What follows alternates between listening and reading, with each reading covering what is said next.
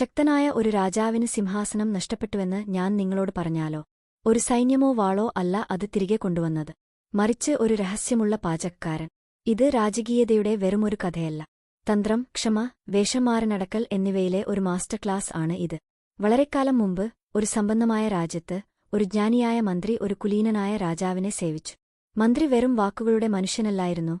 അദ്ദേഹം രാജാവിന്റെ തലച്ചോറും ജനങ്ങളുടെ ശബ്ദവും കൊട്ടാരത്തിന്റെ നട്ടെല്ലുമായിരുന്നു. പക്ഷേ എല്ലാവർക്കും അത് ഇഷ്ടപ്പെട്ടില്ല. അസൂയാലുക്കളായ കൊട്ടാരക്കാർ നുണകൾ പറഞ്ഞു. അവർ രാജാവിന്റെ ചെവിയിൽ വിഷം മന്ത്രിച്ചു. ഒരു ദിവസം ജ്ഞാനിയായ മന്ത്രിയെ നാടുകടത്തി എല്ലാം അപഹരിച്ചു. അഴിമതി ഭരണത്തിൻ കീഴിൽ രാജ്യം കുഴപ്പത്തിലായി. ജനങ്ങൾക്കിഷ്ടപ്പെട്ടു. ശത്രുക്കൾ ചിരിച്ചു. പക്ഷേ മന്ത്രി, അവൻ യാചിച്ചില്ല. അവൻ യുദ്ധം ചെയ്തില്ല. അവൻ അപ്രത്യക്ഷനായി. അല്ലെങ്കിൽ അവർ അങ്ങനെ കരുതി. മാസങ്ങൾക്ക് ശേഷം അയൽരാജ്യത്തിലെ ഒരു രാജകൊട്ടാരത്തിൽ ഒരു പുതിയ പാചകക്കാരൻ എത്തി. വിനീതൻ, നിശബ്ദൻ, സാധാരണക്കാരൻ. അവൻ പച്ചക്കറികൾ അരിഞ്ഞു, കലങ്ങൾ കലർത്തി, ഭക്ഷണം വിളമ്പി. എന്നാൽ ഈ പാചകക്കാരൻ ഒരു രഹസ്യമുണ്ടായിരുന്നു. അവൻ സാധാരണ മനുഷ്യനല്ല. അവൻ വേഷം മാറി നാടുകടത്തപ്പെട്ട മന്ത്രിയായിരുന്നു. പിന്നെ ഒരു വൈകുന്നേരം അപകടകരമായ എന്തോ ഒന്ന് അവൻ കേട്ടു. തന്റെ മുൻ രാജാവിനെ വധിക്കാനുള്ള ഒരു പദ്ധതി. അവൻ ഇപ്പോൾ ജോലി ചെയ്തിരുന്ന ശത്രുക്കളാൽ തന്നെ. സമയം വന്നിരുന്നു. ആ രാത്രിയിൽ പാചകക്കാരൻ കൊട്ടാരത്തിൽ നിന്ന് ഒളിച്ചോടി ശത്രു അതിർത്തികൾ മുറിച്ചുകടന്നു. അദ്ദേഹം വിശ്വസ്തരായ സൈനികരെയും വ്യാപാരികളെയും രാജാവിന്റെ പഴയ സഖ്യകക്ഷികളെയും പോലും കണ്ടുമുട്ടി.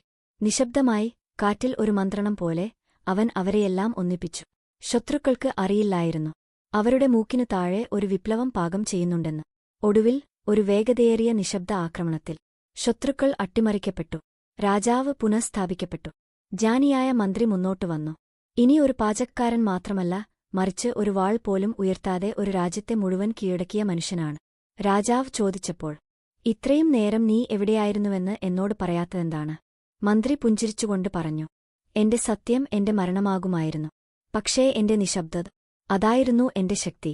ജീവിതത്തിൽ എല്ലാ യുദ്ധങ്ങളും ഉച്ചത്തിലായിരിക്കണമെന്നില്ല. ചിലപ്പോൾ ഏറ്റവും ബുദ്ധിമാനായ തന്ത്രം നിശബ്ദത പാലിക്കുകയും നിരീക്ഷിക്കുകയും ചെയ്യുക എന്നതാണ്. അപ്പോൾ സ്വയം ചോദിക്കുക, നിങ്ങളുടെ ജീവിതത്തിൽ എവിടെയാണ് നിങ്ങൾ കുറച്ച് സംസാരിക്കുകയും കൂടുതൽ കേൾക്കുകയും ചെയ്യേണ്ടത്? നിങ്ങളുടെ നിശബ്ദതയ്ക്ക് പിന്നിൽ നിങ്ങൾ എന്ത് ശക്തിയാണ് ഒളിച്ചിരിക്കുന്നത്? താഴെ കമന്റ് ചെയ്യുക. നിങ്ങൾ ആ മന്ത്രിയായിരുന്നെങ്കിൽ നിങ്ങൾ എന്തു ചെയ്യുമായിരുന്നു? മറക്കരുത്, വേഷം മാറൽ ബലഹീനതയല്ല, അത് ചിലപ്പോൾ അതിജീവനത്തിന്റെ ഏറ്റവും ശക്തമായ രൂപമാണ്. ഈ കഥ നിങ്ങൾക്ക് പ്രചോദനമായെങ്കിൽ ലൈക്ക് ചെയ്യുക, ഷെയർ ചെയ്യുക. ഇന്നും പ്രവർത്തിക്കുന്ന കൂടുതൽ പുരാതന ജ്ഞാനത്തിനായി സബ്സ്ക്രൈബ് ചെയ്യുക.